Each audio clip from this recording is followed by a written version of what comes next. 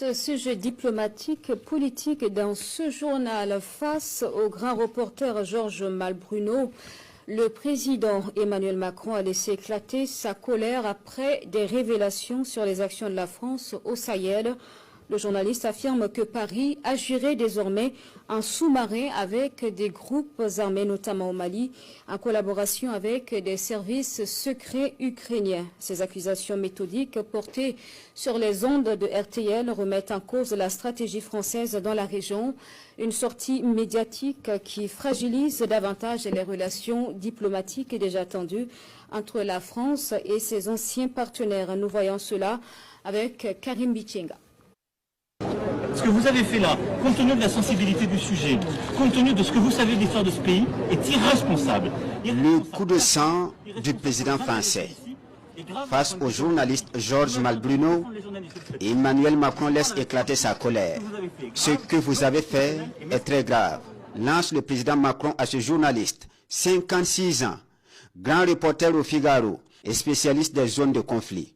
Mais qu'a pu bien faire ce journaliste pour mettre le président français hors de lui?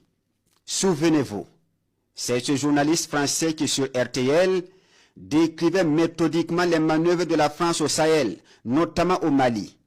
Dans une chronique, le journaliste Georges Malbruno disait que la France agit désormais en sous-main avec des groupes armés au Sahel et que cela se faisait en connivence avec les services secrets ukrainiens. La France, en effet, Thomas, n'a pas de soldats au Mali où depuis 15 jours une alliance entre des djihadistes et des rebelles touaregs ont conquis plusieurs villes et cherchent à faire tomber une junte pro-russe qui ne nous aime guère. Et pourtant, d'autres militaires dans l'orbite de la France sont à l'œuvre. Il s'agit, selon une source sécuritaire française, d'unités du renseignement militaire ukrainien, le GUR, qui opèrent en coordination avec les rebelles touaregs. Et parmi ces unités, il y a quelques dizaines d'ex-légionnaires ukrainiens, des francophones. La France joue sur le vivier des nombreux militaires ukrainiens passés par notre légion étrangère. Les rebelles indépendantistes touaregs veulent affaiblir la junte au pouvoir à Bamako. Quant aux Ukrainiens et à nous autres Français, on veut faire mordre la poussière aux supplétifs russes de la junte, les ex de la milice Wagner, renommés l'Afrika Corps, qui ont tout fait pour nous faire partir d'Afrique. C'est un partage d'intérêts, alors que les rebelles touaregs ont une ancienne relation avec les services de renseignement français au Sahel. Des propos qui confirment ce que bon nombre d'observateurs pensaient. La France est partie sans être partie. Pire, elle travaille désormais avec ceux qu'elle avait combattus au nom de la lutte contre le terrorisme. Et cette révélation, surtout faite par un journaliste français, ancien otage et fin connaisseur des conflits, ne passe pas du côté de l'Élysée. Alors que le président français le croise à Beyrouth, au Liban, il rentre dans une colère noire. Ce que vous avez fait là, compte tenu de la sensibilité du sujet, compte tenu de ce que vous savez de l'histoire de ce pays, est irresponsable. Irresponsable pour la France, irresponsable pour les intéressés ici, et grave d'un point de vue déontologique. Vous m'avez entendu défendre les journalistes, je le fais toujours, mais je vous parle avec franchise. Ce que vous avez fait est grave, non professionnel et mesquin. Tout cela sans pour autant remettre en cause la véracité des propos du journaliste. Georges Malbruno, grand reporter au long parcours, habitué des zones de guerre et des terrains difficiles, n'est pas un novice. Ces questions, parfois dérangeantes, sont le reflet d'une mission essentielle, informer.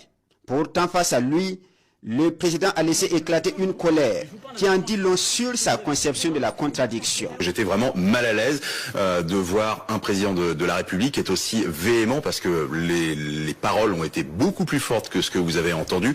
Ça a duré plusieurs minutes, 7 ou 8 minutes. La réaction du président français choque le monde de la presse, mais elle sonne comme un rappel brutal. La liberté de la presse enseignée et vantée par la France s'efface face aux intérêts de l'État français. Quand c'est bon, c'est bon. Confirmez avec moi que Dieu est burkinabé. Frère, de ce 15 mai 2026, je vous confirme et je réaffirme que Dieu est burkinabé. Je vais vous expliquer, mais je vous invite à partager cette vidéo au maximum. Et si quelqu'un est au Burkina Faso, il est burkinabé ou pas, on lui pose la question, est-ce que tu connais burkinabé? Il a dit oui ou non. C'est qu'il a menti. Il n'y a pas quelqu'un qui peut connaître les burkinabés. Et il n'y a pas quelqu'un aussi qui ne peut pas connaître les burkinabés. Vous savez que les burkinabés même, il est changeant au fait. C'est haut les fêtes. Il y avait un monsieur à son temps qui a dit, au Burkina Faso ici, la moitié sont des musulmans et moitié sont des chrétiens. Amen. En général là, nous sommes des animistes. On est 100% animistes, on est 100% kémites. À son temps, il y a des gens qui l'ont insulté. Donc, c'était pas allé quelque part. Ah, mais aujourd'hui, là, de ce 15 mai, vous savez qu'aujourd'hui, le 15 mai 2026, à chaque 15 mai, hein, c'est journée nationale de la culture et de la tradition. C'est la fête de la religion traditionnelle au Burkina Faso. Ça veut dire qu'il faut avoir des autorités dignes d'être burkinabés, qui s'assument même d'être burkinabés, qui s'assument même d'être africains, qui peut prendre une journée complète dédiée pour rendre hommage à nos ancêtres, hein, pour la fête de la religion traditionnelle, pour voir qui est qui. Pour voir qui est qui. Aujourd'hui, là, le 15 mai 2026, là, je dis quelqu'un que tu ne crois pas qu'il peut aller là-bas, mais il peut pas faire ça, là. C'est lui-même qui est premier, c'est lui-même qui est devant. Je dis, applaudissez pour vous. On n'a qu'à assumer d'être burkinabé. C'est simple. On n'a qu'à assumer d'être burkinabé. Au fait, si toi-même tu es burkinabé là, c'est forcément que toi tu dois aimer le Burkina Faso. Ah mais si tu es moitié européenne ou moitié Moyen-Orient là-bas là, c'est facile à te manipuler. Et je causais avec un monsieur avant-hier. Il me dit actuellement, lui dans son village là, il n'y a pas quelqu'un qui va quitter quelque part, ou bien le fils du village va voler quelque chose et puis il va s'en sortir. On ne peut pas voler. Les femmes là qui sortent pour aller faire des désordres là, ils ne peuvent pas faire des désordres dehors et puis rentrer gratuitement comme ça, il ne peut pas. Voilà, même si un enfant de village, il ne peut pas se faire recruter. Il ne peut pas être terreau, sortir, aller faire des dégâts et puis rentrer. Ça veut dire que tous les désordres là, c'est condamné. Et je lui pose la question, j'ai dit ça c'est une bonne nouvelle ça. J'ai dit ça c'est une bonne nouvelle ça. Il me dit non, que c'est pas bon, que c'est œuvre des diables. Parce que c'est les Kolwego avec ceux-là qui pratiquent la tradition, c'est eux qui ont fait ces mouvements-là. C'est toi-même qui es ton propre diable. C'est toi-même qui es diable. Parce que ce qu'ils ont fait là, si toi tu t'en vas voler, tu t'en vas te faire recruter et puis il y a mal qui t'arrive, c'est pas quelqu'un, c'est pas un policier, il n'y a pas un gendarme, il n'y a pas quelqu'un qui va te dire, faut pas faire ça. Toi, mais il faut faire, tu vas lui leur. J'ai dit ce que vous avez amené là, c'est pour nous faciliter à faire de mauvaises choses.